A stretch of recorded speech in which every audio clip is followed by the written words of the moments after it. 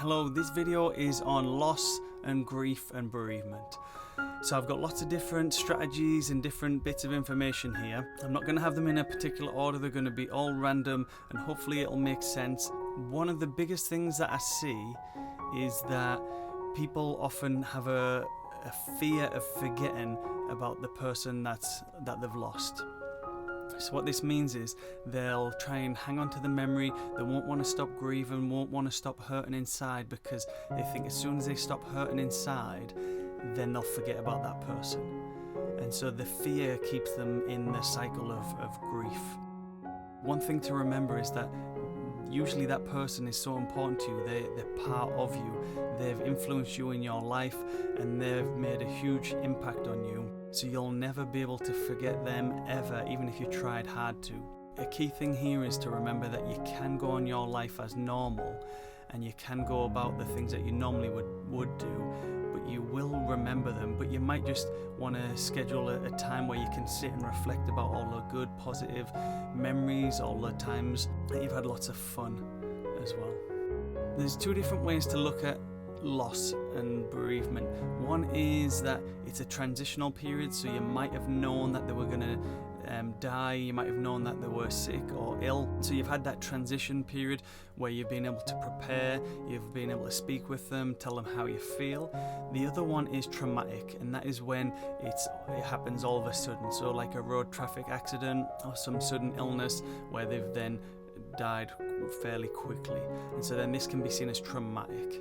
And this one usually means you wouldn't have got a chance to say goodbye, you wouldn't have got to tell them how you felt and anything else that you might have wanted to say.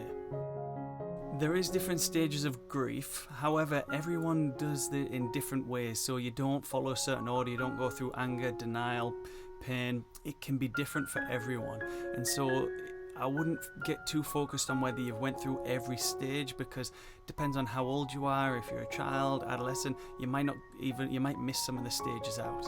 And so everyone has their own way of dealing with it, and it's fine to do it your way. Within this different way of dealing with it, you'll also have different ways to express your emotions, different ways to express any anger and pain. And again, it is normal to do that and just try and explore and find different ways. So you can think about using artwork, poems, writing letters. It can be anything you want to try and express how you're feeling, because the idea is that you'll be able to connect with the emotion, connect with the memories, connect with the different thoughts and belief systems going on that help you then process and accept what you're feeling.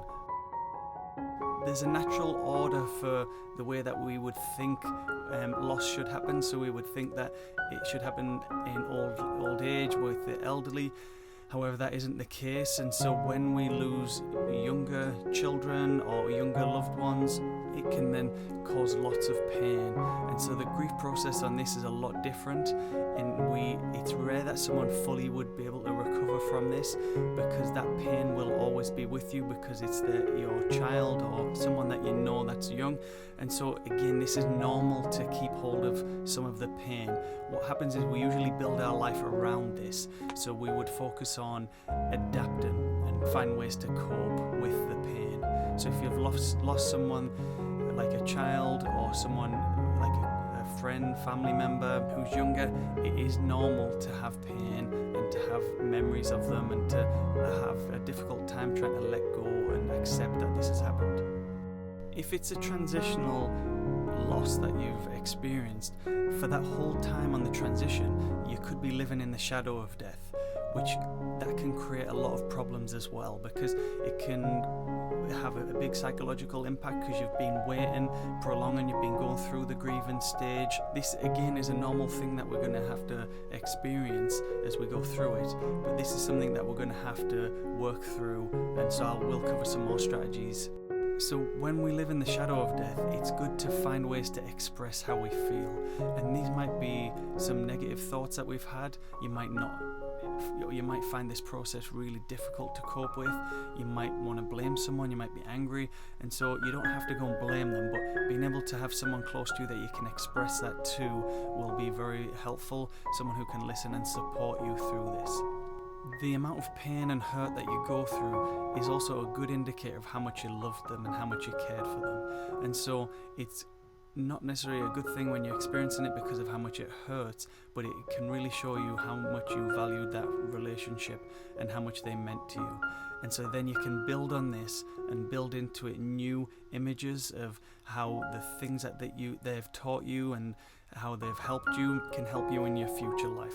So start tying in the past experiences and the positive good memories and how that can help you in the future. And so then you'll start to build up a new future, even though it's without them, but it'll be a positive one where you're building on the experience, the skills, the kind of all the different things that they've taught you and implementing it into the future, which helps you adapt and cope as well. If it's been a traumatic death or a death where you weren't able to go on, then speak with the person, then there might have been a lot of things that you wanted to say.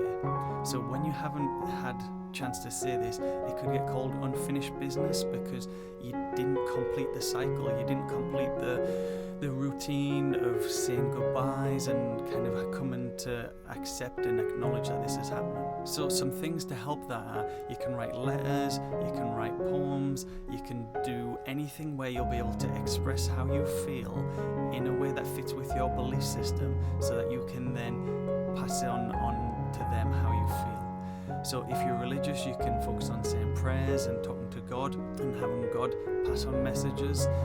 If you feel like they're around you, you can speak out loud and share that with them.